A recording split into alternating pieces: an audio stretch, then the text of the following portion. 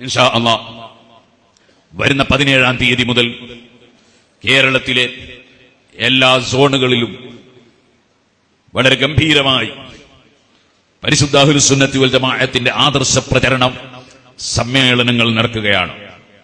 സമസ്ത കേരള ജമിയത്തുൽ ഉലമയുടെ ആഹ്വാനപ്രകാരം കേരള മുസ്ലിം ജമാഅത്ത്, നമ്മുടെ സംഘടനകളായ SSF-ഉം SOES-ഉം സുന്നി ജമിയത്തുൽ മുഅല്ലിമീനും SMA-യും എല്ലാം ഒത്തുചേർന്നുകൊണ്ട് നടത്തുന്ന കേരള മുസ്ലിം ജമാഅത്തിന്റെ കീഴിലുള്ള ആദർശ സമ്മേളനങ്ങൾ.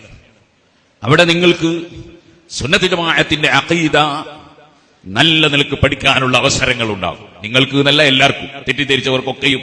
നമ്മളൊക്കെ പഠിച്ചവരും വിശ്വസിച്ചവരും ഉറച്ചവരുമാണ് ഈ സദസ്സിലൊക്കെ ഉണ്ടാകുന്നവർ.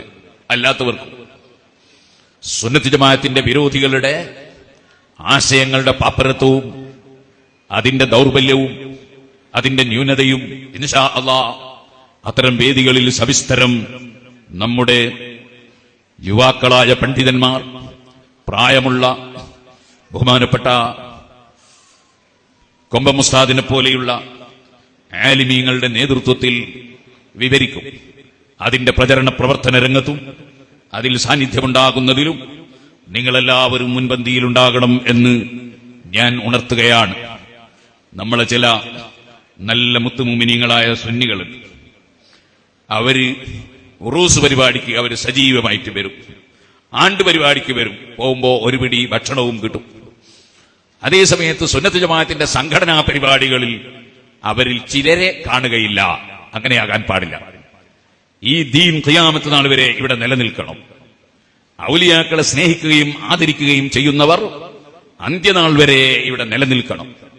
അത് നിലനിൽക്കണമെങ്കിൽ അതിനാവശ്യമായ പ്രവർത്തനങ്ങൾ നടത്തണം.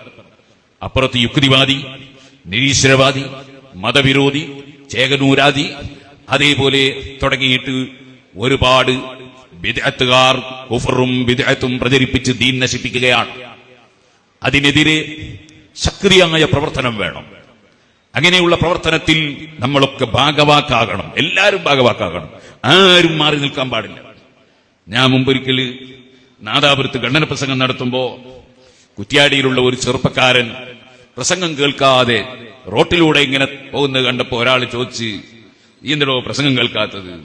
അപ്പൊ ആ ചെറുപ്പക്കാരൻ പറഞ്ഞു, എനിക്കതൊന്നും കേൾക്കണ്ടില്ല, എനിക്കതൊക്കെ 100% ഉറപ്പാ, പിന്നെ വിജയിപ്പിക്കാൻ വേണ്ടി വന്നതാ ഞാനിത്. അങ്ങനെ ഉണ്ട് ചിലർ. എന്നാൽ അവർ വിജയിപ്പിക്കാൻ വരണം. ഉറപ്പുള്ളവർ തന്നെയും ഉറപ്പുള്ള പിന്നെ കേട്ടുകൂടാന്നുണ്ടോ? അങ്ങനെയില്ലല്ലോ. ഇൽമ് വർദ്ധിപ്പിച്ചു തരണേ എന്ന് പ്രാർത്ഥിക്കണം എന്നല്ലേ ലോകത്ത് ഏറ്റവും അറിവുള്ള നബി സല്ലല്ലാഹു അലൈഹി വസല്ലം തങ്ങളോട് പഠിച്ചവന്റെ കൽപ്പന. പിന്നെ നമ്മളെ കാര്യം പറയണോ? നമ്മൾ പഠിക്കണം, ഗ്രഹിക്കണം.